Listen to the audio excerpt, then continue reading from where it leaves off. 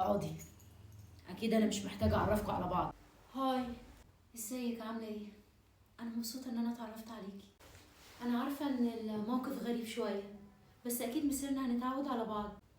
ما هو الموقف فعلا غريب. انا اصلا مش عارفه حتى اقولك ايه. عقبال ما انتي تفكي التوتر، اشوف انا محتاجه اغير ايه في البيت. بقولك يا حبيبي، انا عايزه اجدد شويه حاجات. من غير ما تقولي، شوفي انت عايزه تغيري ايه وعايزه تعملي ايه وانا معاكي.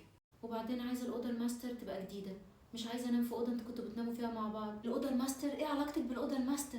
مش عشان حاجه، عشان احتفظ بخصوصيتك انتي. خصوصيتي؟ فتنامي في اوضتي ازاي يعني؟ مش فاهمه. امال هنام فين حبيبي؟ ما تتكلم. ما هو طبيعي ان هي عروسه جديده هتنام في الاوضه الكبيره، واكيد انا وهي مش هنعرف ننام على السرير الصغير. ما تشغلي دماغك شويه. هو انت اي حاجه بتوافقها وخلاص؟ طب ما تنام هي في الليفينج ولا في اوضه الضيوف؟ ليه اطلع انا من اوضتي؟ عشان ان شاء الله يا رب اول ما يجي البيبي على خير تبقى انت اوريدي متعوده على النوم في اوضه الاطفال.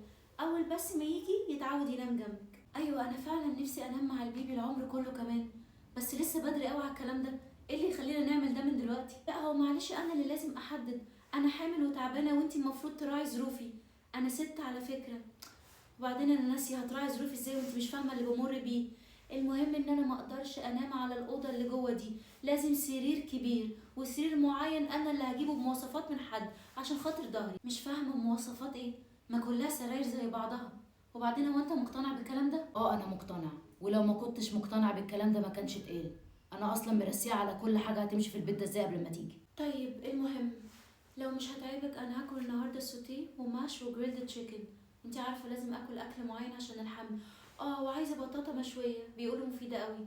ومعلش استاذنك بس عايزه افضي الشنطه، الحارس هيطلعها دلوقتي. هو مفيش تعب ولا حاجه، بس انا فعليا طبخت وما عملتش اللي انت قلتي عليه ده. وبعدين شنطتك انت احسن تفضيها لنفسك عشان تعرفي تحطي اماكن الحاجه. هو في ايه؟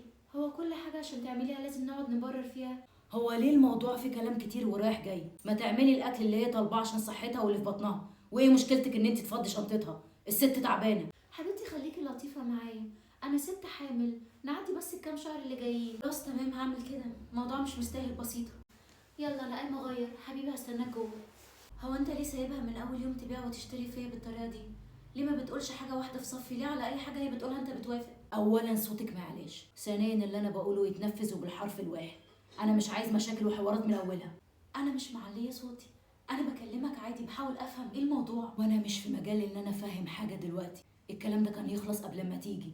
انا اتفقت معاكي وانتي وافقتي، وبعد اذنك ما تحربيش عن اللي في بطنها ما يجيش. على فكره انت ما ينفعش تحطني قدام الامر الواقع بالطريقه. ايه ده؟ هو ايه الصوت اللي جوه ده؟ حبيبتي انتي كويسه؟